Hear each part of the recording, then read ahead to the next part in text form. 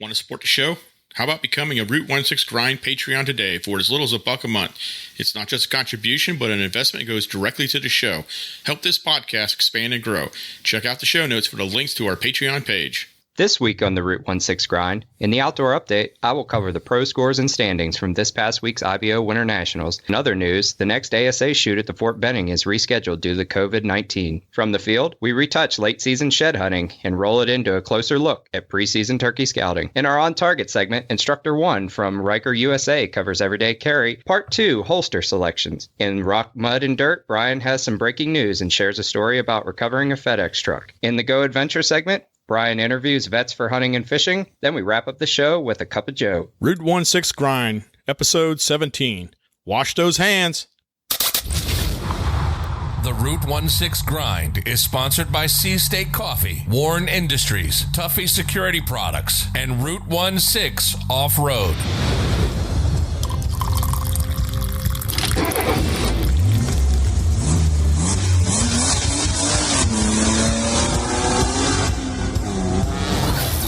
Welcome to the Route 16 Grind, the podcast for outdoor adventurers. Each week, we bring you information related to off-road and outdoor activities. If you wheel, hunt, fish, overland, or are an all-around adventurer, this podcast is for you.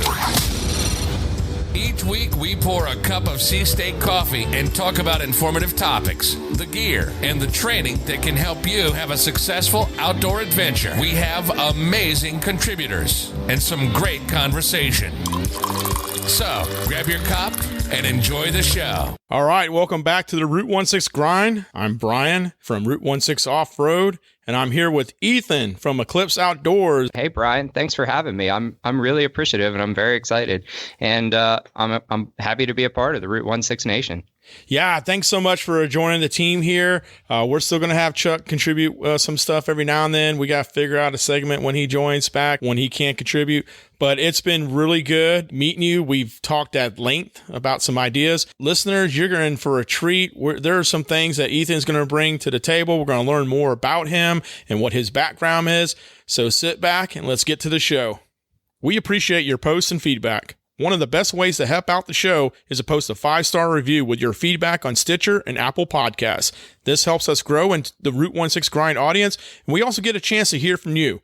So if you love the show, please consider leaving us a 5-star rating on Stitcher and Apple Podcasts today. The Outdoor Update is brought to you by Tuffy Security Products. Having your vehicle broken into is not a laughing matter. Trust Tuffy Security Products to stop opportunistic thieves. Tuffy is the industry leader in automotive security and provides peace of mind when you walk away from your rig. Durable and easy to install, Tuffy Security Products has adventure-ready consoles, drawers, and lockboxes available for you to organize your rig and secure your gear. Visit TuffyProducts.com and use special offer code GRIND to save 10% on your order. Remember to lock it up. Welcome back to the Outdoor Update, everybody. This is the weekly segment where we provide you with stories, news, and information from the recent goings-ons in the outdoor world. This week, as previously mentioned, I'm going to go over some of this past weekend's IBO Winter Nationals, as well as some of the COVID-19 effects that it's having nationwide. To preface a little bit about me, thank you, Brian, for bringing up some of my expertise and knowledge in the field. I appreciate that. But I'm currently a competitive archer. I shoot for Hoyt. I have a plethora of other sponsors, and we attend a lot of state and national level indoor shoots, as well as the outdoor shoots, the big ones, IBOs and ASAs.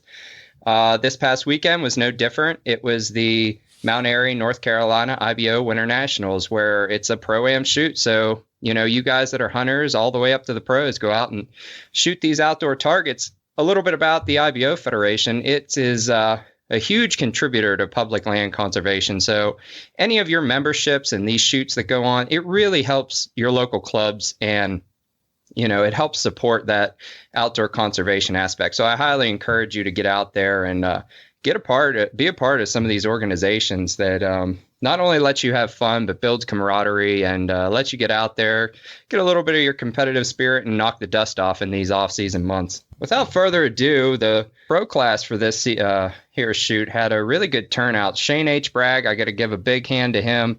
He was the overall winner for the pro class. He had a total score of 410 with 20 X's. Now, for those of you who don't know IBO scoring, you shoot, the pros anyway, shoot a total of 40 targets over that weekend with highs of 11. So this gentleman only dropped 30 points, again, and that is unknown distance, and the pros are shooting out to 50 yards. Pretty good for him. What do you think, Brian? Yeah, what's IBO and what's ASA?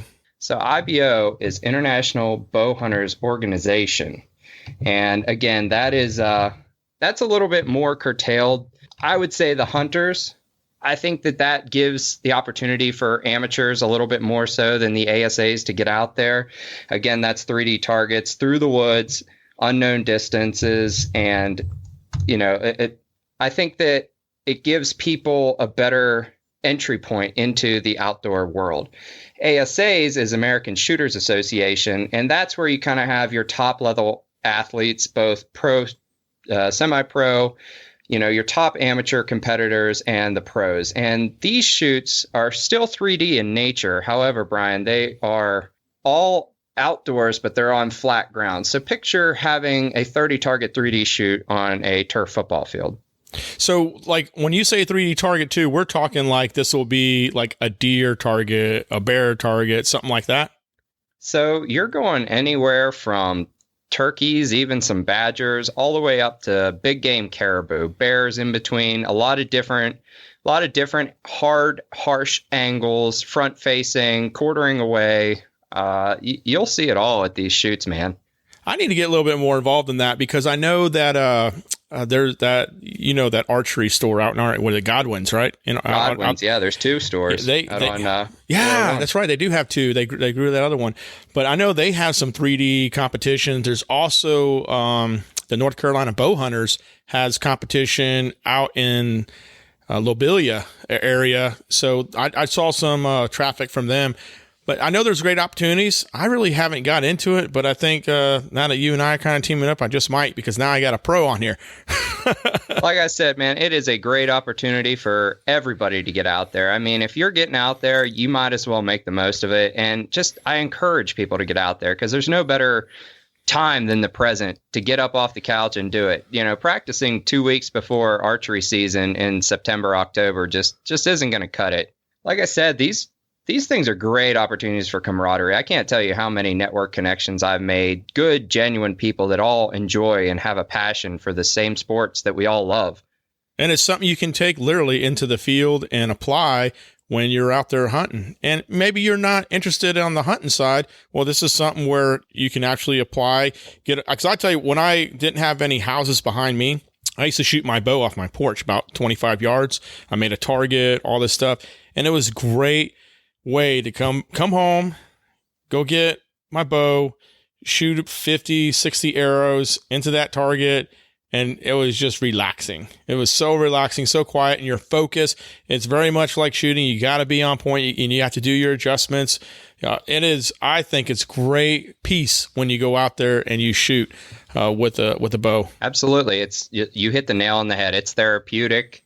It's relaxing. You know, it's just you and that arrow and that shot. And it's like everything else in the world goes away for that hour that you might shoot 30, 50 arrows. You know, again, don't be intimidated either, folks. Yeah, get out there. Like Brian brought up, and that was a point I was going to get at. You don't have to attend these IBOs and ASAs. Obviously, I'm a big proponent of them for the endorsements that they give to a lot of the causes that I support. And obviously, they're within my shooting circuits. But there's tons of local 3D shoots out there. You know, they're $5, $10 to shoot 30 targets. And you get to go out there, you get to walk through the woods, and most importantly, you get to practice and you get to make friends, and you might get to hang out with your dad, your son, your brother, your buddy that you don't get to see very often. They're just a great opportunity to stay in the sport out of season and just roll that into your hunting athlete regiment of off-season exposure to the sport.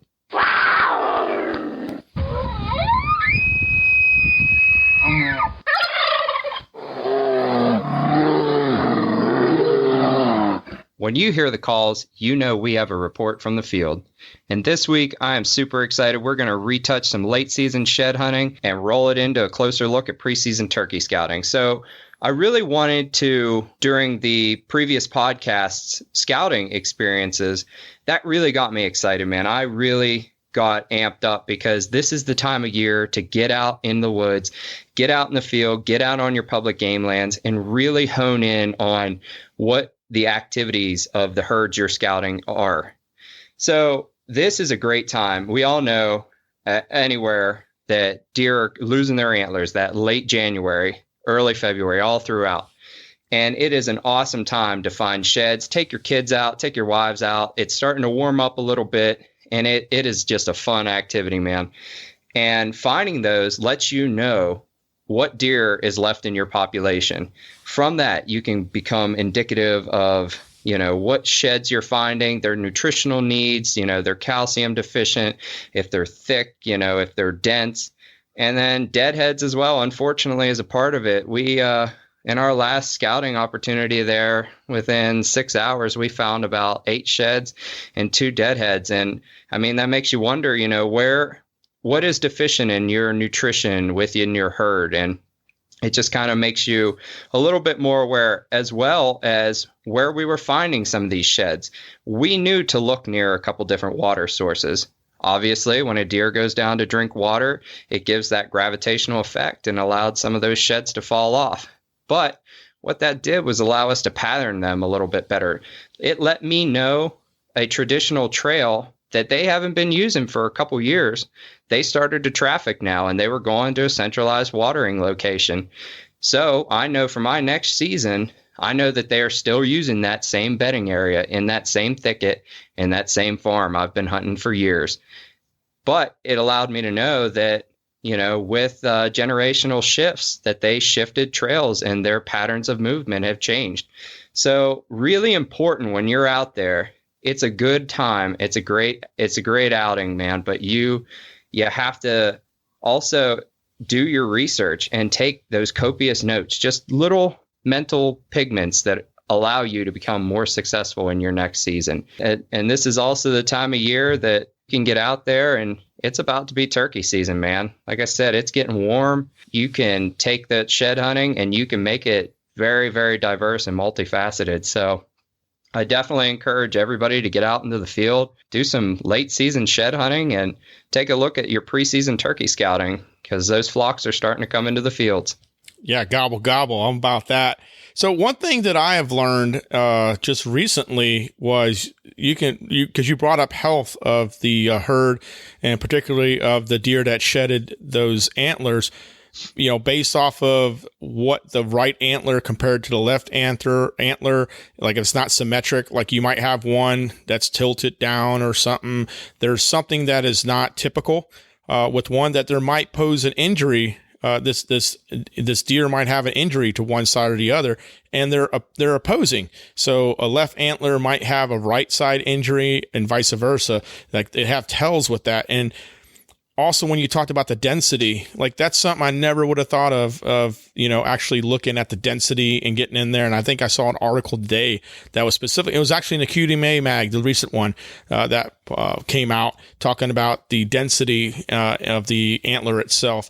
So there's so much information that the antlers can tell you, not just, hey, the deer's been here. That's absolutely it. And that's the kind of things you need to know. And, that brings up another great point is, scouting doesn't stop preseason and, during the hunting season. You have to do it all year round.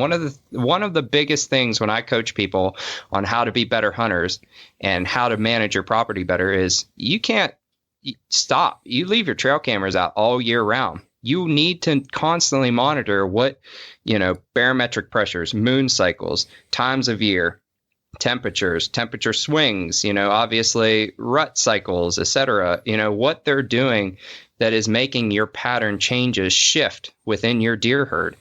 And like I said, going into nutrition is such a big thing. We all want to grow these big nutrient rich bucks. I mean, yes, we're hunting for the sport of it.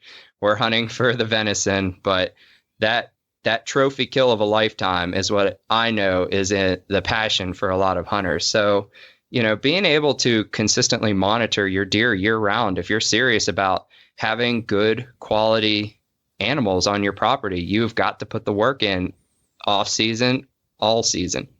And, and I think that is so accurate. And my very weak squirrel hunting adventure earlier this year, but that really turned into a scouting period, because I was like, I ran into 3 doe who obviously knew that the season had ended because I didn't scare them at all. And, I was able to find good bed down. I marked that in my OnX map, and I go walk around, see where I can pick up some trails, all that kind of stuff. Look at areas where there might be food, where it might go to. So, yeah, anytime you're out there, you should be looking.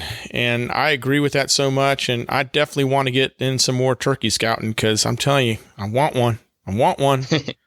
You'll get one, man. And yeah, I mean, especially if you're patterning specific deer, that was one thing I did want to bring up as well. I'll hunt a deer for 3 or more seasons. I do get all consumed by that 160 class, 180 class, even 140 class buck, and it's an amazing feeling to watch them grow up. And, we actually have names for all of ours on the trail cams, and, you get so excited, and these big bucks aren't stupid, man. They will be nocturnal all season. And then the second that, like you said, the season comes out, it's like you'll see them all day long, and you'll find their sheds, and you can know where they're hiding out, but you don't always get them.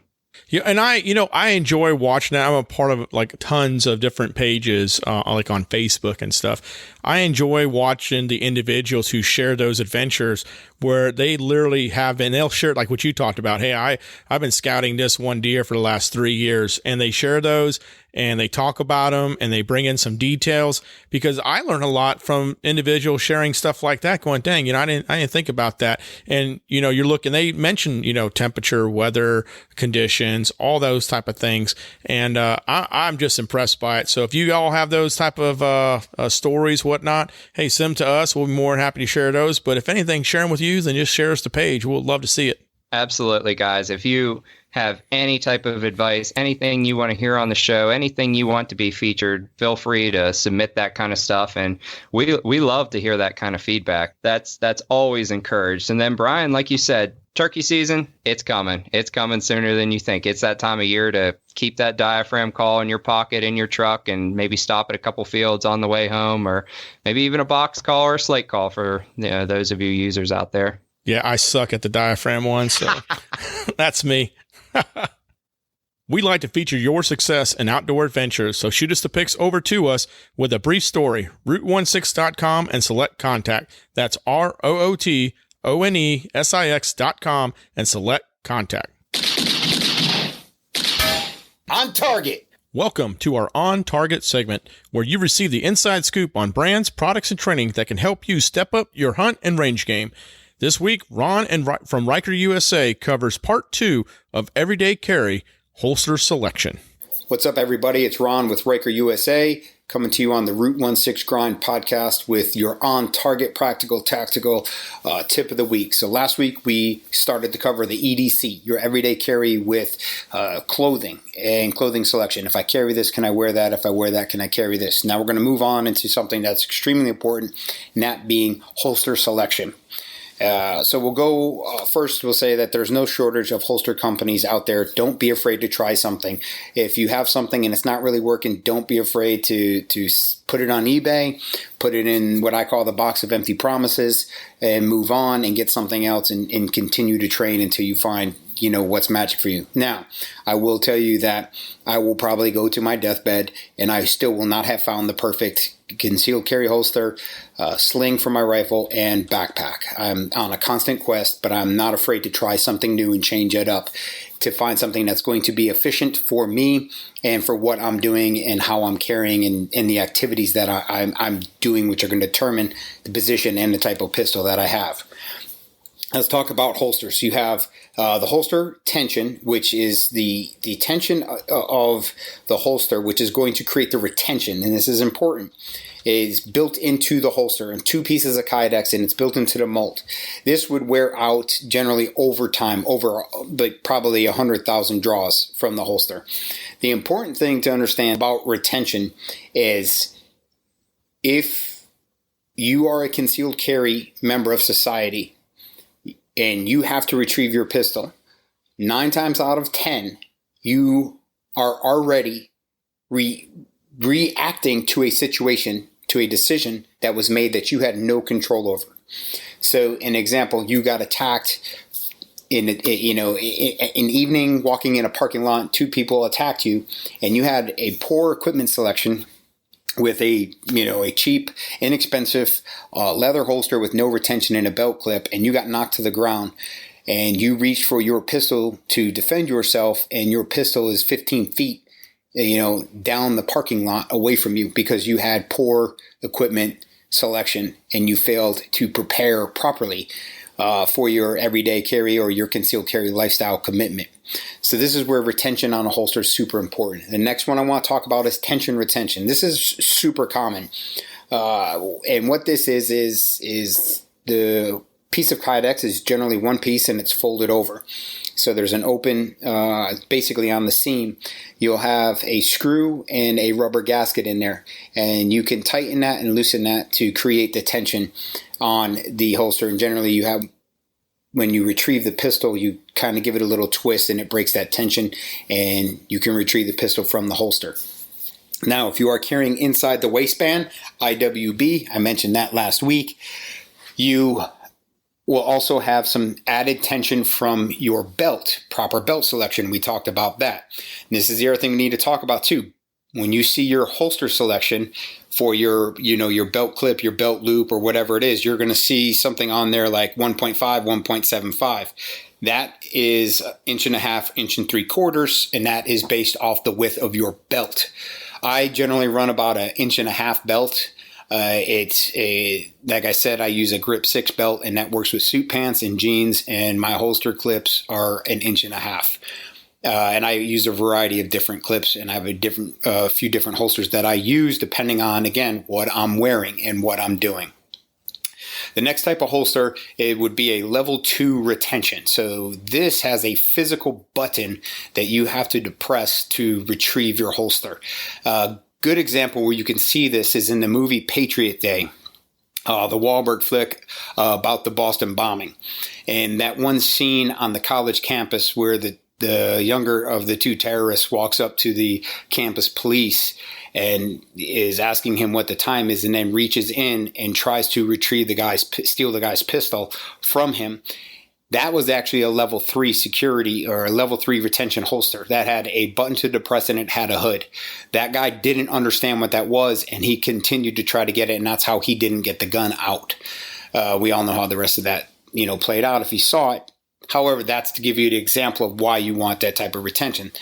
I don't know a lot of companies that make an in the waistband level 2 retention. I know that Safariland has a Pro Fit series, and I have some of these for students to use when they take our advanced concealed carry class. And it is their Pro Fit series fits about 5,000 different guns. And you just make a minor adjustment, get it in there nice and tight, and then it has a thumb retention, so you can have it in the waistband, reach in to retrieve it if it's apex or small your back, depress the retention with your thumb and retrieve your pistol. The next would be level 3, like I had mentioned, which is on display in the movie Patriot Day. It has a hood on it, and you're generally going to see this on a police officer's gun belt or special operations people in the military, gunfighters of that caliber. So holster selection, guys, is super important. Don't be afraid to change it. Find things that are going to, modify it, or things that are going to work for you. Remember, you want it value added. You don't want it to be a hindrance. And remember, it's function over fashion. These things are super important. Body type is also something that you need to take into consideration. If you are a larger person, not super athletic, and have a very robust build, you're probably not going to carry in the apex position. position. If you have limited mobility issues, you have shoulder issues, neck issues, you might only be able to carry in the apex position because you don't have the upper body mobility to reach behind you to your hip to retrieve the pistol without inducing, types of pain.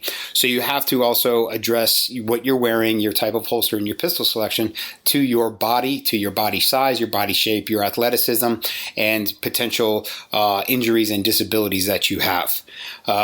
Carrying a gun in a bag, there's other options and that we can get into, and we will save that for next week. And I just want to go out on this note and say, with all the craziness going on right now, I have to, I'm sitting back and I'm just observing what's going on with this coronavirus stuff, but just be smart, wash your hands, don't touch your face, have a plan, and make sure your mags are loaded, because an empty magazine is a paperweight. So just think ahead, don't panic, don't feed into it, and just continue to train, continue to prepare. And I will talk to you guys next week. And stay safe, and have a great week. Yeah, that's a great follow-up from last week from Ron. He covered clothing. We definitely talked about Grip 6, belt selection, and why certain belts are better than others. And this week he brought in the holster. That there could have been an hour-long segment, and I appreciate Ron getting that segment done and what he covered. But obviously, there's other ranges of it. You got people that might use an ankle holster. There might be people that use in the pocket holster. He brought up great things. How do you plan to use it and make sure you train with it? I think that's one of the things that are always missing. They might go get the equipment, but they don't know how to use it. We see that on the trail. People go out and get a high lift jack. Zero clue how to use it. Absolutely. And it's like, I always live by the mantra, get what works for you, because if it doesn't work for you, you're not going to use it. And if you're not carrying it 100% of the time, then that 10% of the time is going to be the time that you need it. And there's no shame in it. Everybody's body's build is different. Everybody's preferences are different. So whether it's IWB, inside the waistband, apex carry, small of the back carry, outside the waistband, hip carry, shoulder carry, you ladies out there, your purse carry, if you're going to carry what's comfortable for you, carry what works for you, and practice what you carry. Cannot preach enough. Like Brian said, you have to practice it. Otherwise, it's going to be ineffective for you.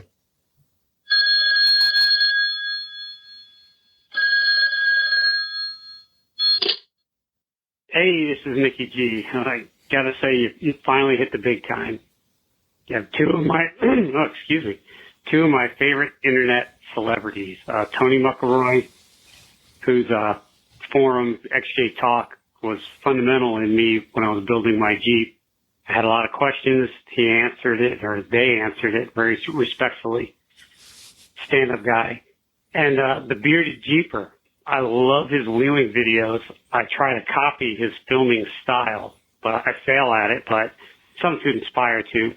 Plus, he's a class act guy. So, yeah, way to go. Way to get some good guests. Well, all your guests have been good, but especially that Nicky G guy. And I want to say about my XJ trailer camper build, it's still coming along. Weather slowed me down a little bit, but I try to work on it about an hour or two a day. Thank you, everybody, for all your love and support. But the big question I have is, how far east do you have to travel before you're heading west? All right. I'll chat you later. Keep up the good work. Bye. Nicky G, you never fail at throwing something in there at the end. You know what? You need to share with me some more images of where you're at. I saw it on your Facebook. Yeah, share me that. I want to go ahead and put some more of that stuff out there so people can follow your journey as well. You can follow Jeep and Nick on Instagram, and he's got some great information there. And you know what? He might be able to help you out too. So go ahead and hit him a message and ask him about it, because you may want to do it too. Nicky G, it's a pleasure. I only want to see pictures of this XJ project. Please keep sending them over so we can post them out there for you. In the Rock, Mud, and Dirt is brought to you by Warren Industries. At Warren, we pour our effort and our thirst for adventure into every product we make. You better believe American pride runs deep here in Clackamas, Oregon. Here, a small army of engineers, technicians, machinists, and assemblers design and refine Warn products, bringing them as close to perfection as possible. Their work is backed up by legendary quality control that doesn't just stand up to rigid Warn standards, it lives up to the toughest demands of the world's top vehicle manufacturers and military suppliers. How do we know? Because they've partnered with Warn for decades. This quest for peerless reliability, this Warn difference, will be around as long as Warn Industries is in business. At least another 70 years. Go prepared. Go Warn. Welcome to the Rock, Mud, and Dirt, the segment where I talk about people, brands, products, and events from the off-road world. Today, March 18th, Warn Industries sent out some fantastic news. Factor 55, the closed winching system experts, will be joining the Warn brand. Now, if you're not a wheeler or somebody that is familiar with winching systems and accessories, this might not be a big deal to you. But for those of us who are in the know, this is huge, huge. We will be monitoring this closely and providing you all the updates as we get them. One of the benefits of being a Warn and Factor 55 dealer. In other news, I wanted to share with you something that happened a couple weeks ago, right here in my own neighborhood. I was out running some errands, only to come back and see a poor FedEx truck with his right wheel hanging over a ditch and the truck itself high-centered. Well, challenge accepted. I just happened to have the tools necessary to recover the truck safely. A Jeep, four-wheel drive capable, check. Factor 5 hitch link, check. Warn Epic shackles, check. Rugged Ridge kinetic recovery rope, check. And a soft shackle. After walking around the vehicle and conducting a safety assessment, verbally confirming with the driver, he wanted me to attempt to pull him out and double-checking the truck, anchor point, the areas I'll be using to tie down and pull him from, and also checking Root's hitch locking pin. I went ahead and connected the Rugged Ridge kinetic recovery rope to the FedEx truck and to Root. Double-checking everything, ensuring it was locked, tightened, nothing twisted. Now, for a normal recovery, this would have been enough, but we had one wheel hanging over a ditch. So the traction jack recovery board was to the rescue. I was able to place the board in a folded position at a 10-degree angle with just barely touching the right front tire against the drain area of the ditch. I then spoke with the FedEx driver and told the FedEx driver to follow my specific instructions and when to move from neutral to reverse. I then had my son position himself in a safe location where I could see him and he could give me commands like go and stop. After a final check, I got en route, put the Jeep in four-wheel drive, and snatched that truck right out of there. Nice and easy, no damage to either vehicle, and everybody was safe. This was a safe recovery not only because of knowledge, but it was about having the right gear. All the recovery equipment was used for what it was designed for, minus the traction jack recovery board. I am sure it was designed for the purpose to be unfolded with the ability to flex for an on-the-ground recovery. This board was close to sitting straight up. But focusing on its primary role to provide traction, I was able to position the board that would help elevate the truck, increase its traction, and rearward movement. The only thing that was missing from that recovery was a camera to record it. Opportunity miss. Damn. Wow. That's pretty impressive, my friend. You know, I got to say, first off, that you are probably one out of, I don't even want to give a statistic, but I've been stuck before, and you know who stops to help me? Nobody. What? So kudos to you, man. It must be a Jeep community thing. Maybe people don't like lifted diesel trucks or something because, I mean, it warms my heart that you were able to, you know, not only stop, help, and utilize the equipment that you have for something that you enjoy, but also to help somebody out that was probably having a pretty bad day. And, you know, his boss would have been on his case, you know, for not finishing the rest of his delivery route. You know, go ahead. I'm sorry. No, I'm touched because that's, you know, you made that guy's day and you had fun in the process, and having the right equipment, like you said, and, you know, having the knowledge and experience and just the want to do it. You know, I think that's where we as people don't slow down and help enough. So good on you, man. You know, I think I would not be a true Jeeper. Jeepers, you know, you're not in that community. They seize these moments. If there have been two Jeeps out there, we've both been fighting who could do recovery. I assure you.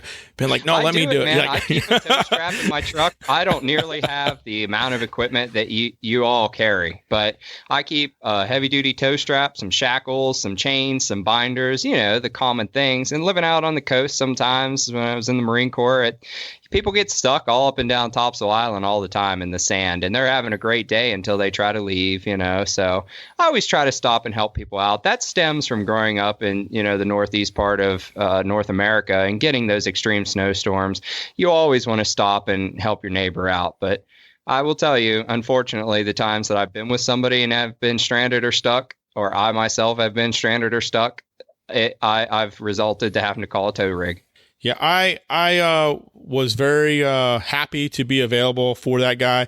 And one thing I didn't know until later, and it's not because he told me, it was somebody else that knows that industry. And again, this is kind of like something I'm sharing for y'all that I didn't know. I'm not really sure if it's absolutely true, but this is what I was told, that if he would have had to been recovered by a tow truck, that would have came out of his check. And I was like, what? I was like, holy cow. So it was a very unfortunate incident. Just, life happened and he ended up in the ditch there. Another truck came and they were able to do the things they need to do. And the funny thing about it was, this is the FedEx truck that was delivering me my Dead Man off-road kit. So also you had ulterior motives. Well, I guess he what he did, he's got stuck and he walked to my house and delivered it. So he did his deliveries in at least the area. That my wife told me that after the facts too. I said, man, that's pretty cool. So yeah. So tell me, I mean, like I said, I'm familiar. I'll do things for people where I can, but what is this board? Like, tell me just a little bit more that the Jeeping community is going to understand and geek out over. But tell me a little bit more about how you accomplish this. What is this board and these extra jacks that you have that you don't just yank people out with a tow strap? Well, so the traction jack board, which I'm to the life of me, I don't know why more people don't have them. I think it's much better than those, full length boards because this folds up. It's pretty durable. If you need to replace a part, you can just, unscrew it, take one part of the board that's damaged, send it back. There's a lifetime warranty. They're pretty affordable. We're a dealer for them. So if you're looking at getting some, you can hit me up, rootonesix.com. But what you can do is you can unfold it and fold it. So think of it, I think it's probably like, and don't quote me on the length, but it's probably somewhere between 2.5, 3 feet, somewhere in that area. But you can fold it in half, fold it outright, and it actually flexes in about probably around a 25-degree mark. So it makes almost like a V. So when you put it in a ditch or when you dig out a hole, that if you're doing a straight recovery like you're doing on the beach, you can just put it under there and you can make like somewhat of a ramp for it to come up if you need to or whatnot. And it has like traction, grip areas. So when your wheel's going on it, it's actually gripping on that and moving forward. And some of these boards, they're a little bit lighter. I get that. But they're straight. These have a little bit more opportunity. There's no way I could have did that with one of these thin boards. Even though it won't crack and everything else, it's because the beefiness of this product. I was able to use it like that. It didn't slip. It wouldn't slide out or anything. The way it was positioned against that ditch, it worked out great. I love Traction Jack. I've been with them for, a couple of years now, want to say. But they're a great product. You guys should check them out. We'll make sure to have the link in the show notes. And then, as far as a recovery strap, a kinetic recovery strap, there's a lot of brands that put them out there. And everyone's going to have an opinion on what one's better. I actually, before I even got a kinetic strap from Rugged Ridge, we're a dealer for them. I used to use, those sling road straps that pick up like Humvees that we saw in the military. Yeah, I still have that. It was like rated at 80,000 pounds. I still have that today to do, and it's a great thing you could use for you anchor to a tree. You can just wrap around things. You can just go ahead and slide it through something and recover what you need. It's a great utility, and that costs $20 at a Army Navy store. So you can use a kinetic strap. That's what it's designed for, because what you're doing is you're driving forward and you're kind of doing a jerk, and that energy helps pull that vehicle out. And then far as all the other things, the soft shackle, the hitches and all that, you're making sure you have the things that are rated to do something like that. Being able to have a 4-wheel drive vehicle, I don't know because I didn't spin out, I didn't do any of that. My vehicle was able to keep moving. And I think a lot of it had to do with the fact that the traction jack was able to be there in place so that right wheel could roll right off that board. And I didn't really use a lot of energy to get that out, to be honest with you. That's awesome, man. I'm actually looking at them right now, and I can see many trail scenarios. You unfortunately pick a bad line or something, you're down in a 3-foot rut. They can be applicable in a lot of different scenarios and different terrain situations. Big shout out to them, man, and I'm glad you had it, and I'm glad you were able to get him out of there. Since 1989, Tuffy Security Products has been the industry leader in automotive security. Tuffy has a variety of vehicle-specific consoles, drawers, and lockboxes. Tuffy manufactures adventure-ready organization and security for your Jeep, truck, or SUV. Visit TuffyProducts.com and use special offer code GRIND to save 10% on your order. Go Adventure! Welcome to the Go Adventuring segment. This is a segment we celebrate people, groups, and organizations that bring positive outdoor adventures to you. This week, we interview vets for hunting and fishing. All right, welcome back to another segment of Go Adventuring. We're here with Drew with Vets for Hunting and Fishing. Hey, Drew, thanks for coming on to the podcast. Oh, thanks for having me. Tell us a little about yourself and what your story is. Yeah, I'm a CB veteran in the United States Navy. Did 4 years, did a year in Afghanistan. Never flew anywhere, or never got on a boat nowhere, flew everywhere.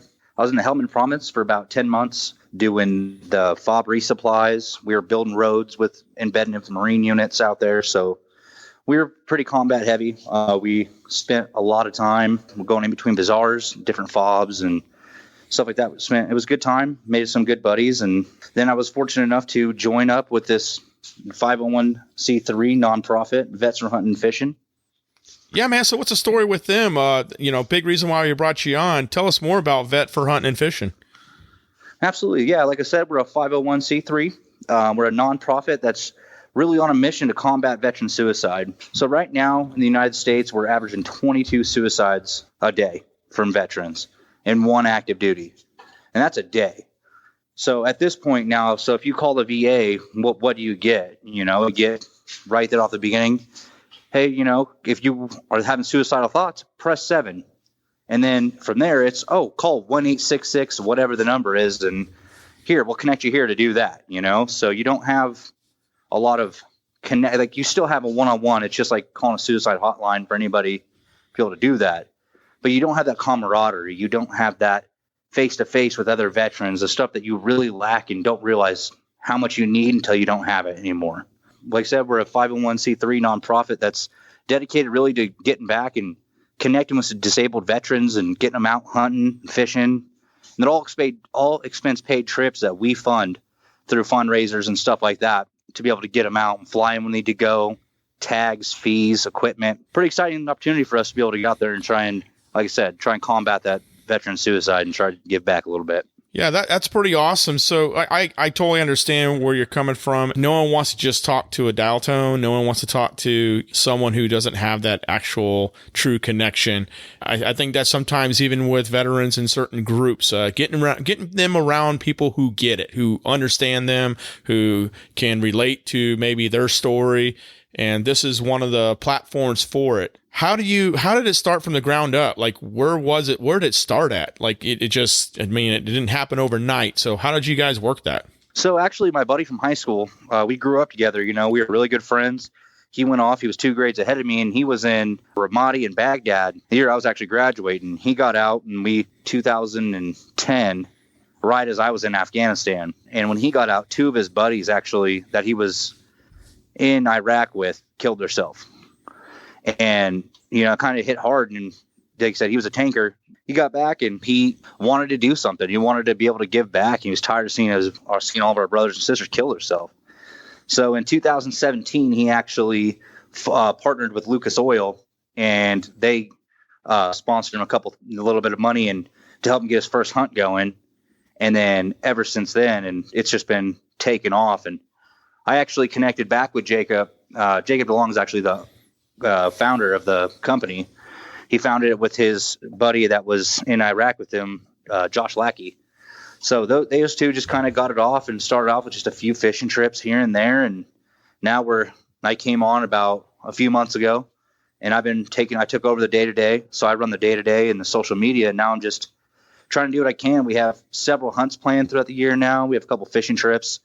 And like I said, we're just trying to pair and connect with as many veterans as we can to try and network and grow this thing to be able to get more trips going. So you do fishing trips, you do hunting trips, imagine big game, small game, stuff like that. And far as fishing, you're talking about, whether it be a stream or is it ocean stuff? I mean, where's that range at? Is it anywhere we can get to? Absolutely. It's everywhere. So we go offshore fishing. Like in May, we have, I think it's 10 veterans going offshore off the coast of California and Eureka. Next month, we have a bear hunt going on. So we're hunting a black bear about 45 minutes from Yellowstone, right up in Montana in the Custer National Park. So we fish the Wild West Bass Trail Pro-Ams. We actually pair a veteran with a professional angler, and you get to hang out with them all day, fish, and give you tips, try and get you a little better bass fisher, and actually have a chance to win some money there too. Nice. So we have a couple deer hunts. We have, like you said, it ranges. We have turkey, everything. Anything you can think of, any hunt that we can get to, we're trying to get on. So we just formed go ahead.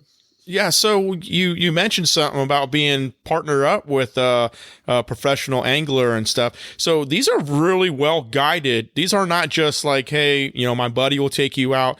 These are like professional level guides and hunters and stuff that you're utilizing. Oh, absolutely, 100%. Like I was saying, like Wild West Bass Trail, that's a big tournament that's sponsored by Lucas Oil, and it runs up all of California, basically, into Lake Havasu, stuff like that. So that's a huge tournament in itself.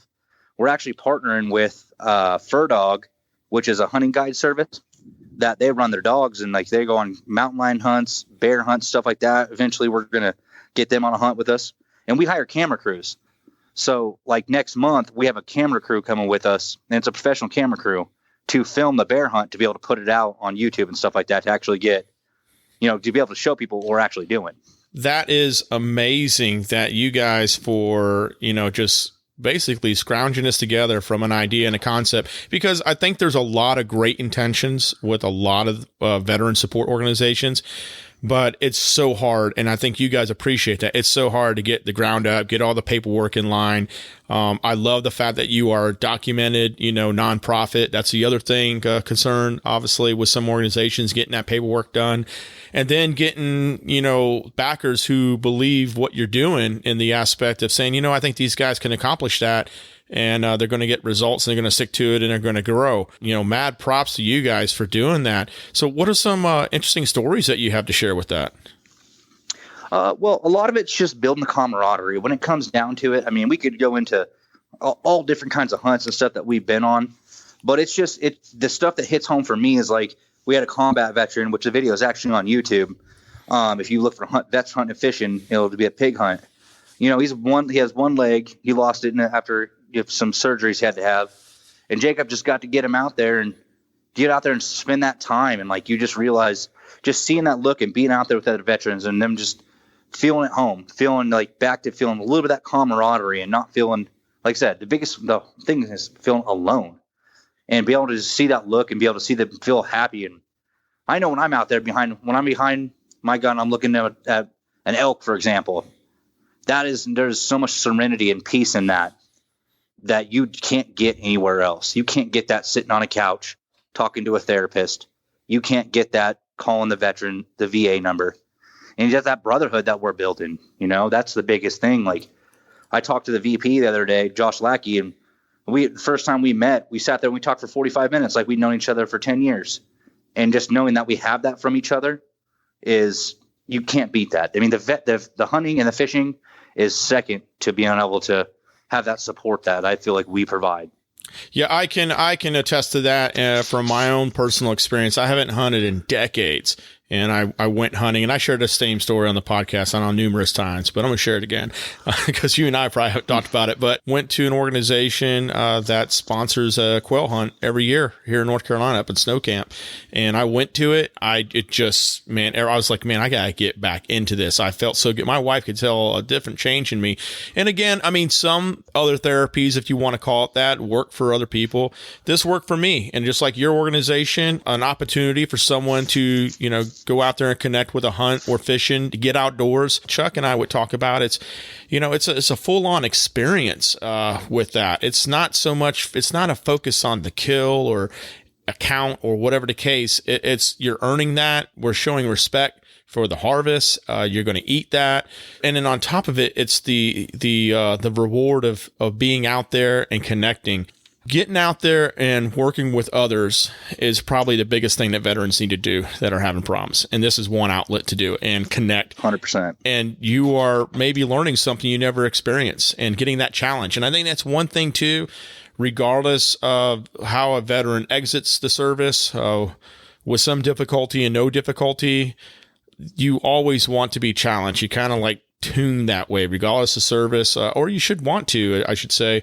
And having that challenge and that feeling a sense of, expeditionary, if you will, getting your gear together, making an assessment, packing right, working with others, going out and looking for success. I mean, that's really what's about. Biggest reward is, like you said, that peace and serenity that you actually receive in that. I mean, there's some days I go out and I don't get anything, but I have a great day. Absolutely. You couldn't have said it better, to be honest with you. That's exactly it. It don't matter. Like, the kill is, it is what it is. That's what you're there for. Yes. To find, like, for example, next month, we're there to find that bear. But like I said, we're bringing Corman with us from Colorado Springs and my buddy Jacob. And it's funny. We've all been friends. Like, I've been friends with Jacob for 25 years. He's been friends with him for, 15. But when you get out there and you just instantly, with that other veteran, you connect right away. There's nothing you do about it. You just do. And like you said, you're getting your gear together, you're doing everything, and you're accomplishing a mission.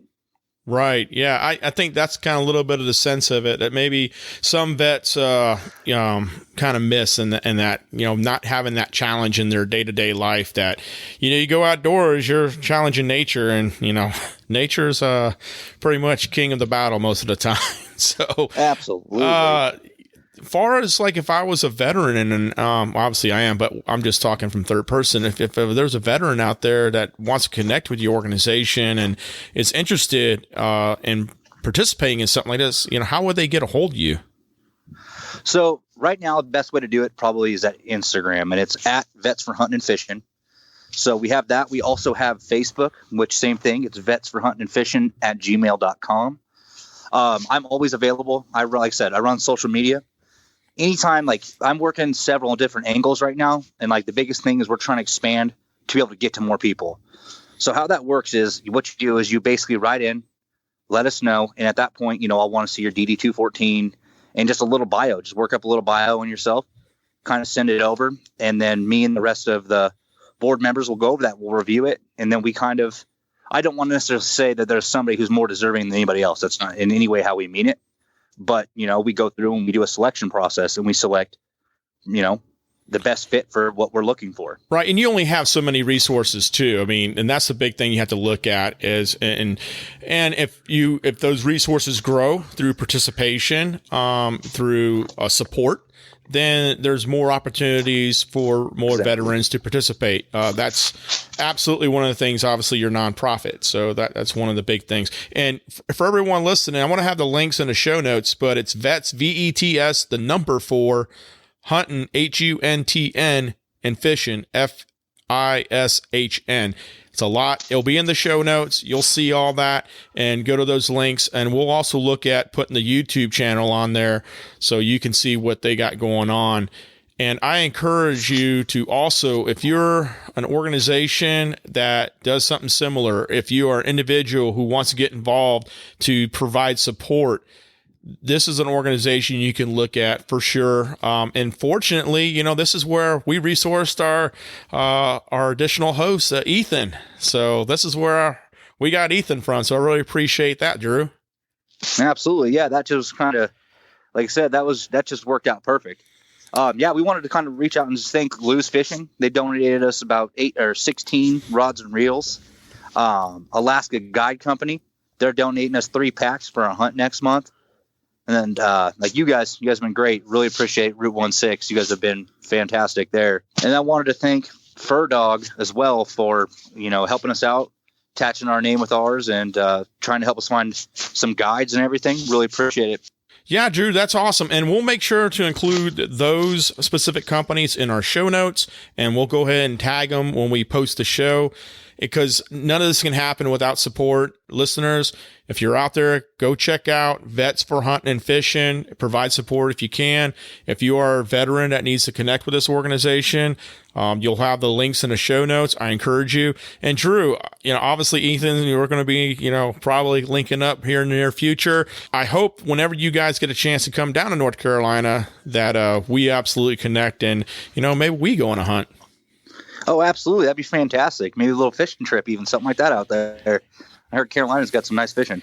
Heck yeah. I mean, right now, the focus is turkey hunting. We've been talking about turkeys the last couple of shows. So I'm hoping for a winner this year. So that's really it.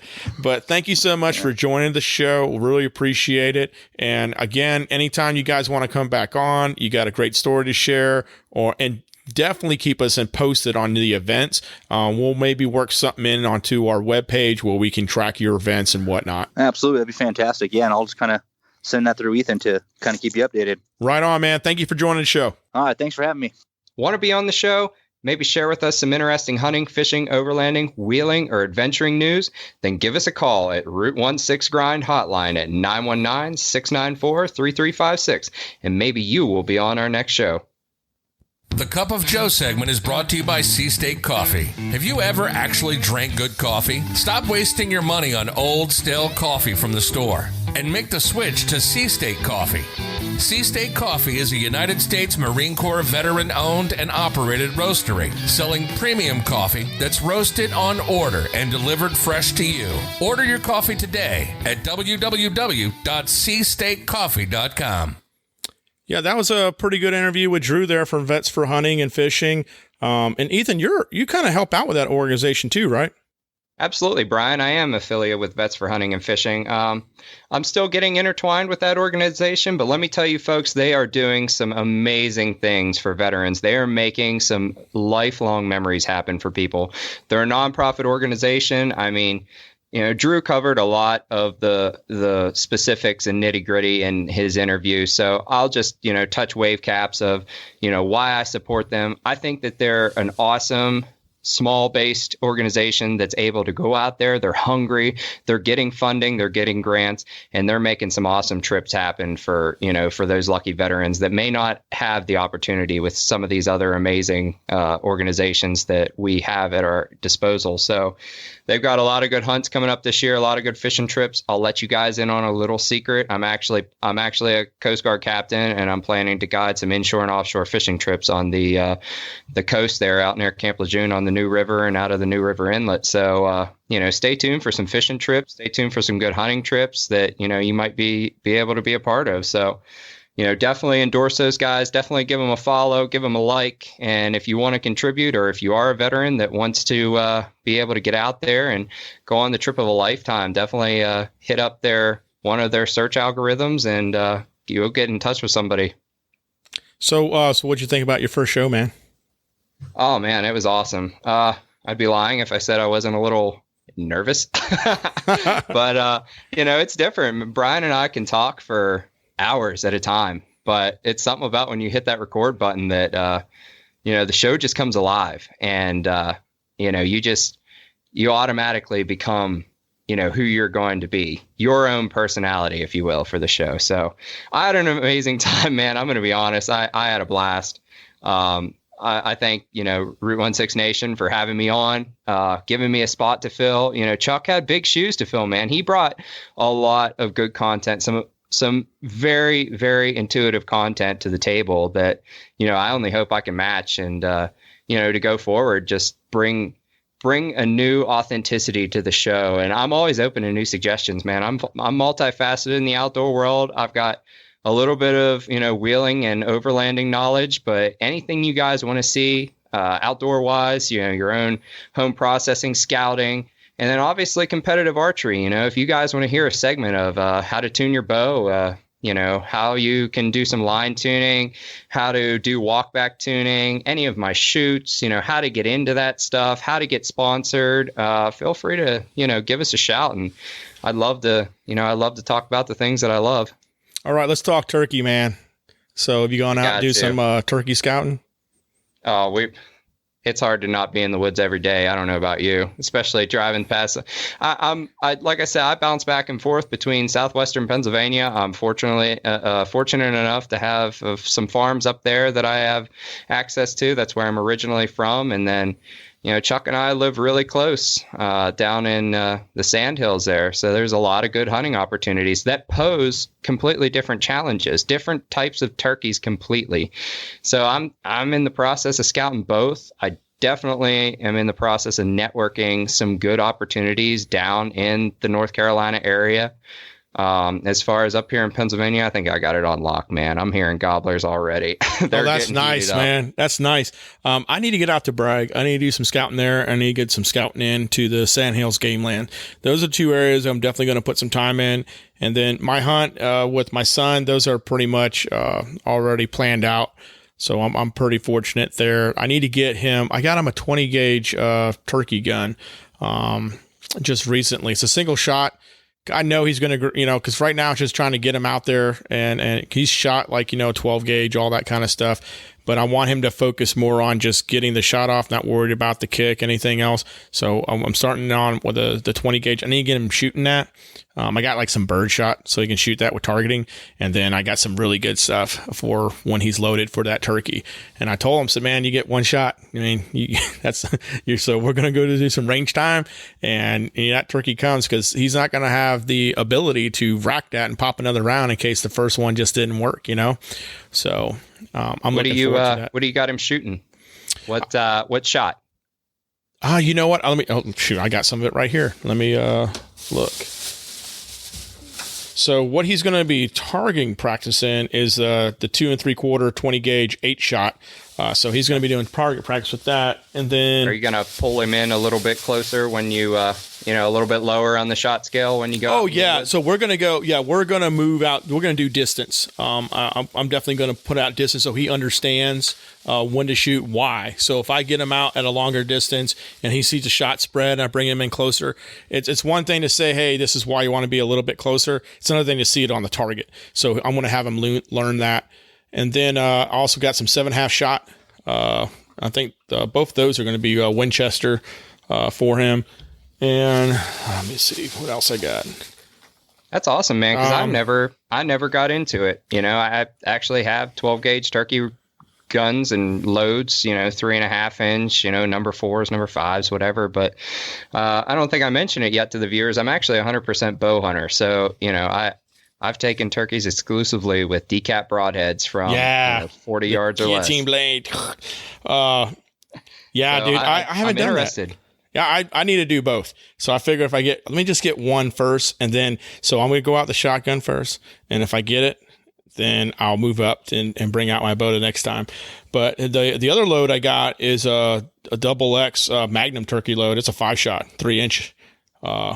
So this one, he's going to, that's the one that I'm probably going to have him load with. So you can see where it's progressive rounds is I'm kind of moving him up. But what he is actually going to be hunting with is that 5-shot. That's for sure. What's some of the yardages you're going to pattern him at? I think initially I'm going to start him in, bring him in at 5 yards and then kind of just move out from there and just kind of see where he's at. The big thing is I want him to make sure we got a good tight and then just kind of move him out and then he can see his spread and then I'll move it back. So that's kind of the goal. I don't really have a far range necessarily right now because I've got to see how he's handling, from the closer in on out.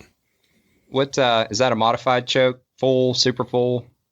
Yeah, it actually, you know what? It should be modified. I think that's the one that's actually came with the shotgun. I got to look at it. I'm glad you said that. So I have to check on it.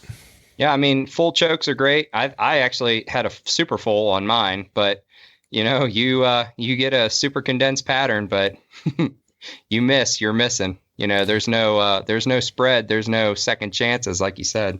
Yeah, I have to double check. I'm glad you mentioned that because I totally slipped my mind about double checking his choke because I just saw a great deal. I went and drove to, I think it's Guns USA. It's south of where we're at in the Sandhills here. They have just I don't know if you've ever been in there, but you need to go there. I have not. like you want to go see like $5,000, $10,000, $20,000, shotguns, rifles, whatever. And you walk in there, you would never believe that this value of guns would be in that place. Dude, they have some antique guns there, man. And they probably have some guns that have some stories. I've been in a place in southwestern Pennsylvania like that. You look and you think, oh, this is a decent pawn shop. I'll stop and see what the deals are. I walk in, for our military listeners out there, they had like a beautiful, vintage Sasser. They had some 50 BMGs. They had, some high-end assault style weapons. They also had, like you said, the vintage, gold-plated Henry rifles and such. So you got to look out for those holes in the wall, man. Those 50-year mom and pop shops, they're bound to have some gems in them. Yeah, and they were some good deals. They were absolutely helpful because I literally told them, I'm just looking for a 20 gauge, going to probably just use it for this first year. And then, so he pointed me to the one they had. It was very affordable. It was perfect. Single shot, everything. Like, yeah, this is cool. And then on top of it, it could just be a fun gun to shoot it, later down the road or maybe a challenge gun, because you only get one shot. So I like that. But we'll see and everything. But yeah, man, thanks for joining the team here. I really appreciate it. We're going to go forward. And it's always a tough when you first start out. I'm still learning. Chuck and I, every show we learn, dude. And I know, Ethan, you're going to learn some things and get your rhythm and all that. And I know our listeners are going to be awesome to you because we've had nothing but tons of support since we started this out. And you know what? We look forward to your questions and comments. We really would appreciate your reviews as far as like you're able to get down to Stitcher and Apple Podcasts and put that out there. That'd be awesome. And one thing too, y'all, we covered a lot of different products here and brands this show. And just know anytime you have questions or you're interested in purchasing any of these products, good chance that Route 16 is a dealer for it. Just go ahead and contact us at rootonesix.com, rootonesix.com, and just select contact. Thanks for listening to the Route 16 Grind. We want to thank our amazing sponsors, Warren Industries, Tuffy Security Products, Sea State Coffee, and Route 16 Off-Road for their support. Follow us on Instagram, Facebook, Twitter, Pinterest, and more.